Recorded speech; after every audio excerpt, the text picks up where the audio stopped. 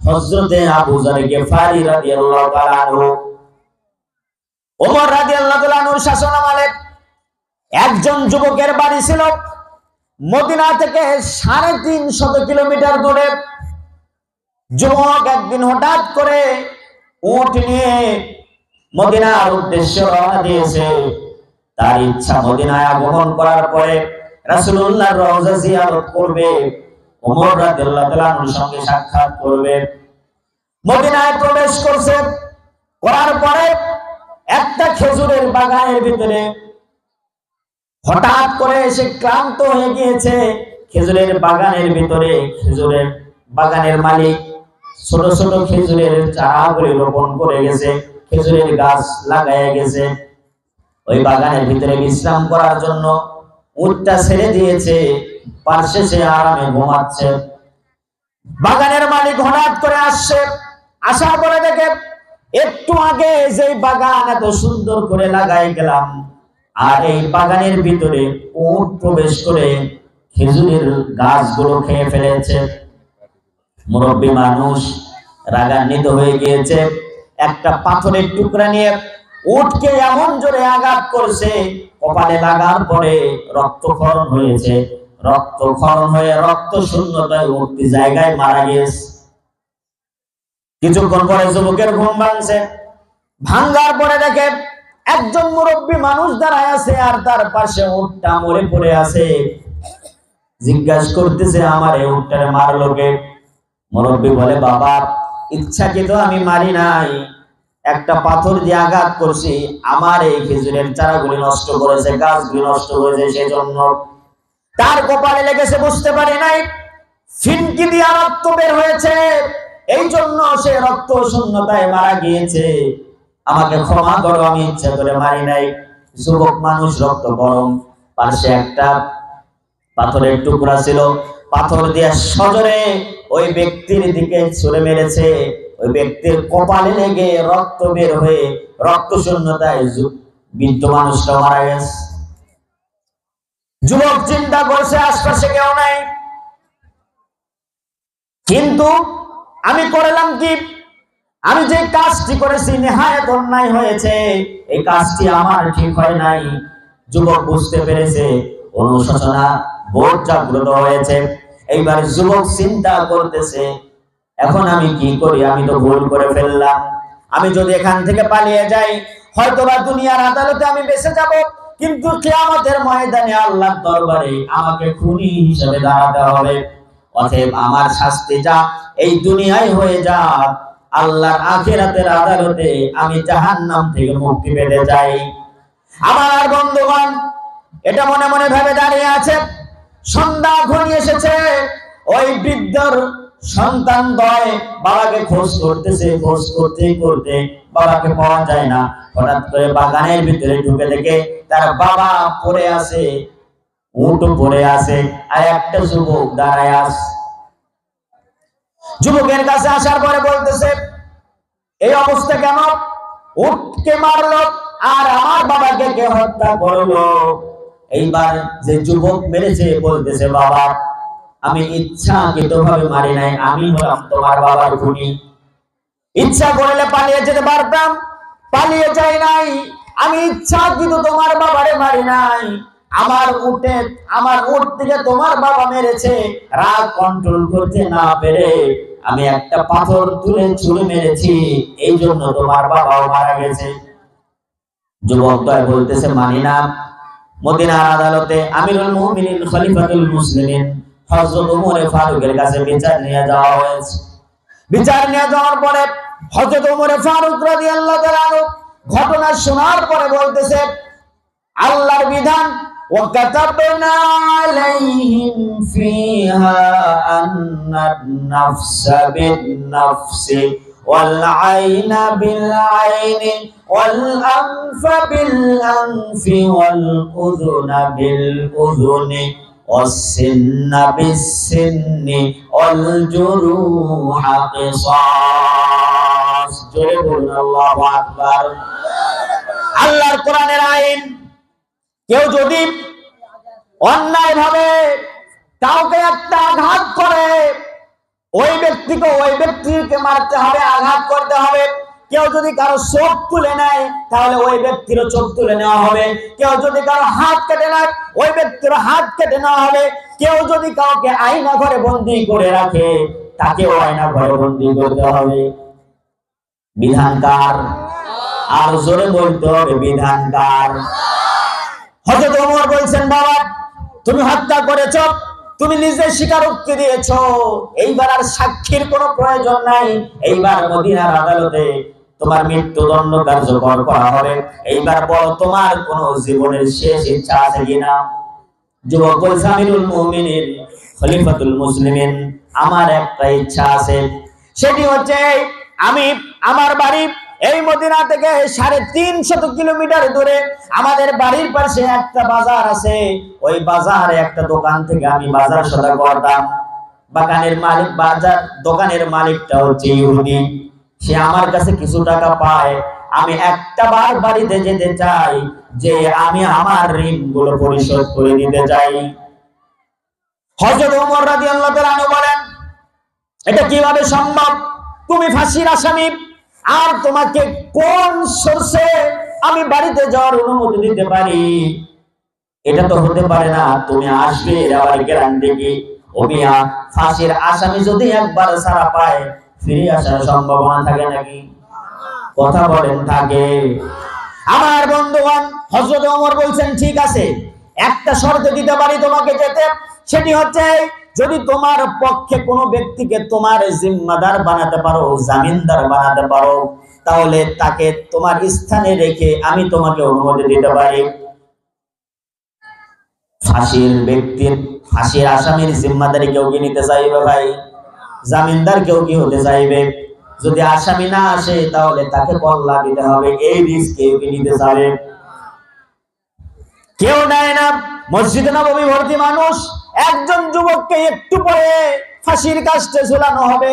এইবার মদিনার মসজিদে নববীর ভিতরে সমস্ত মানুষরা স্তব্ধ হয়ে গিয়েছে। মসজিদের ভিতর থেকে একজন ব্যক্তি হাত তুলে বলে, আমিরুল মুমিনিন, খলিফাতুল মুসলিমিন, আমি ওই ব্যক্তির জিম্মাদারি নিতে চাই। ও যদি ফিরে না আসে তাহলে আমি আমার নিজের কল্লাটা দিয়ে দিতে রাজি আছি। ওই ব্যক্তি আর কেউ নয়, নবীজির জলিলুল কদর একজন সাহাবী। তার নাম হচ্ছে হযরত আবু যর গিফারি। এই আবু যর গিফারি মর্যাদা আল্লাহ পাক এতটা পরিমাণ বৃদ্ধি করেছিলেন। একদা নবীজির সামনে হযরতে জিবরাইল আমিন বসে আছেন। হঠাৎ করে আবু যর গিফারি একটা চাদর গায়ে দিয়ে হেঁটে যায়। আল্লাহর নবীকে হযরতে জিবরাইল আমিন বলেন, ইয়া রাসূলুল্লাহ, ইয়া হাবিবাল্লাহ, ওই যে দেখেন আপনার সাহাবী আবু যর গিফারি যায়। আল্লাহর নবী হযরতে জিবরাইলকে বলে, জিবরাইল রে, তুমি আবু যর গিফারিকে কিভাবে চেনো? হযরতে জিবরাইল আমিন বলে, ইয়া রাসূলুল্লাহ, ইয়া হাবিবাল্লাহ, আমি শুধু একা আবু যর গিফারিকে চিনি না, আসমানে যত ফেরেশতা আছে সমস্ত ফেরেশতারা আবু যর গিফারিকে চিনে। দুইটা কারণে। জোরে বলেন কারণ কয়টা? আর জোরে বলেন কারণ কয়টা? এই দুইটা কারণে আবু যর গিফারিকে আসমানের সমস্ত ফেরেশতারা চিনে। এক নাম্বার, লিসিগারি আলা নাফসিহি, আবু যর গিফারি নিজেকে নিজে অনেক ছোট মনে করত। আমরা তো নিজেকে অনেক বড় মনে করি, ঠিক কিনা? ক্ষমতায় যদি বসি দুনিয়া সবকিছু অন্ধকার হয়ে যায়, কাউকে চেনে না, এমনকি নিজের বাবারও চেনে না, মাকেও চেনে না, এমন কুলাঙ্গার আছে না নাই? টাকা পয়সা হয়ে গেলে বাপ মাকে খবর দেয় না, শহরে থাকে, দিন পেরিয়ে যায়, সপ্তাহ পার হয়ে যায়, মাস পার হয়ে যায়, একটা বারের জন্য মায়ের কাছে ফোন দেয়া খবর নেওয়ার সময় হয় না। কপাল পড়া। হযরত আবু যর গিফারি নিজেকে অনেক ছোট মনে করত। দুই নাম্বার তার গুণ ছিল লিকাসরাতি তিলাওয়াতি সূরাতুল ইখলাস। হযরত আবু যর গিফারি রাদিয়াল্লাহু তাআলা আনহু বেশি বেশি সূরা ইখলাস পাঠ করত। হাদিস শরীফের ভিতরে আছে, কোন ব্যক্তি যদি 3 বার সূরা ইখলাস পাঠ করে আল্লাহ পাক তাকে পরিপূর্ণ কোরআন শরীফ তেলাওয়াত করার সওয়াব তার আমলনামায় লিখে দেয়। আবু যর গিফারি বেশি বেশি কোরআন তেলাওয়াত করতো, এইজন্য আসমানের সমস্ত ফেরেশতারা তার ছিলেন। হযরত আবু যর গিফারি বলে, আমিরুল মুমিনিন খলিফাতুল মুসলিমিন, আমি হলাম আমার ভাইয়ের জিম্মাদারি নেব। হযরত ওমর বলেন, আবু যর গিফারি একটা বার কি তুমি চিন্তা করে দেখেছো নাকি ছেলেটি কিন্তু ফাঁসির আসামি, যদি ফিরে না আসে তোমাকে কল্লা দিতে হবে। আবু যর গিফারি বলে, আমি শুনেছি, জেনে বুঝে নিতে রাজি হয়েছি। হযরত আমিরুল মুমিনিন বললেন, ঠিক আছে, আগামী রবিউল আউয়াল মাসের চন্দ্র মাসের আগামী শুক্রবার, পয়লা শুক্রবারে ফাঁসি কার্যকর করা হবে। এবার যুবককে ছেড়ে দেওয়া হলো। একটা তেজি ঘোড়া, দ্রুতগামী একটা ঘোড়া দিয়ে তারে ছেড়ে দেওয়া হলো। যুবকটি বাসায় চলে গেল। যাওয়ার পরে বাজারে গিয়ে ঋণ পরিশোধ করলো। মায়ের কাছে আসার পরে বলতেছে, মা আমারে তুমি ক্ষমা করে দাও, সন্তান হিসাবে জীবনে তোমার হক আদায় করতে পারি নাই। বাবার কাছে গিয়ে বলতেছে, বাবা ছোটবেলা থেকে অনেক কষ্ট করে তুমি আমাকে লালন পালন করেছো, তোমার হক আমি আদায় করতে পারি নাই। জনমের মতো বিদায় নিতে আসলাম। তোমার ছেলে মদিনা আদালতে আমিরুল মুমিনিন খলিফাতুল মুসলিমিন হযরত ওমরের আদালতে ফাঁসির আসামি হয়ে গিয়েছে। বাবা জড়াই ধরে কান্দে, মা জড়াই ধরে কান্দে, বলে, বাবা কেন, কি করেছো, কি অপরাধ? সমস্ত ঘটনা খুলে বলার পরে এইবার বাবা মা সন্তানকে যেতে দিতে চায় না।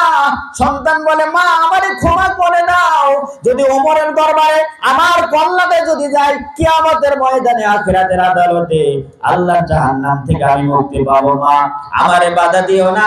জীবন যদি না থাকে, কিয়ামতের ময়দানে আল্লাহর আখিরাতের আদালতে আল্লাহর জান্নাতে তোমাদের সঙ্গে আমার দেখা হবে। এইবার এদিকে সময় শেষ হয়ে যায়। শুক্রবারের দিন জুমার নামাজ হয়ে গিয়েছে।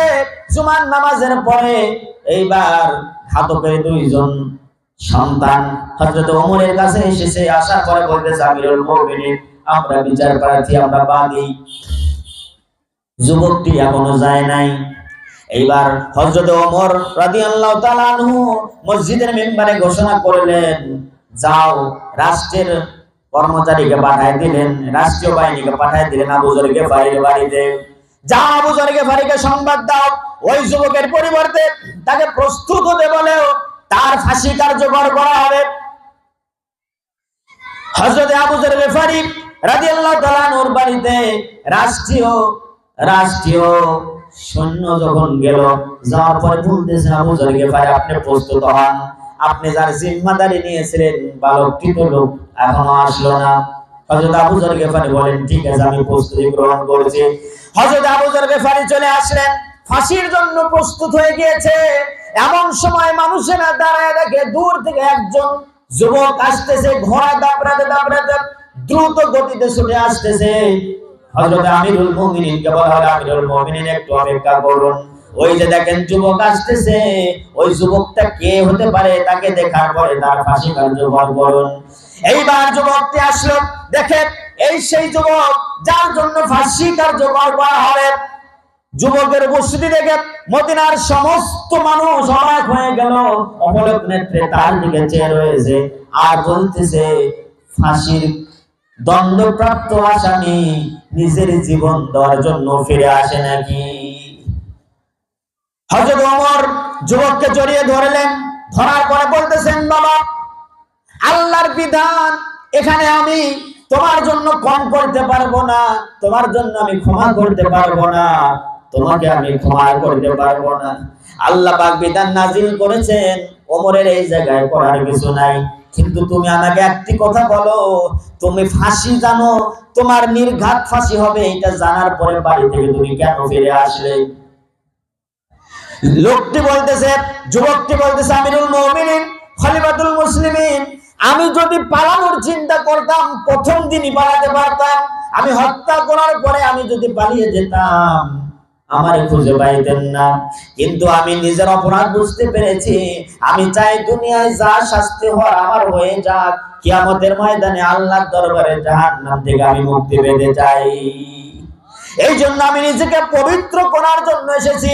এইবার এই দৃশ্য দেখে ঘাতক এর দুইটা সন্তান বলতেছে আমিরুল মুমিনিন খলিফাতুল মুসলিমিন, বিচার কার্যকর করতে হবে না, আমরা আমাদের বাবার খুনিকে মাফ করে দিলাম আর তাকে আমাদের নিজের ভাই বানায়া নিলাম।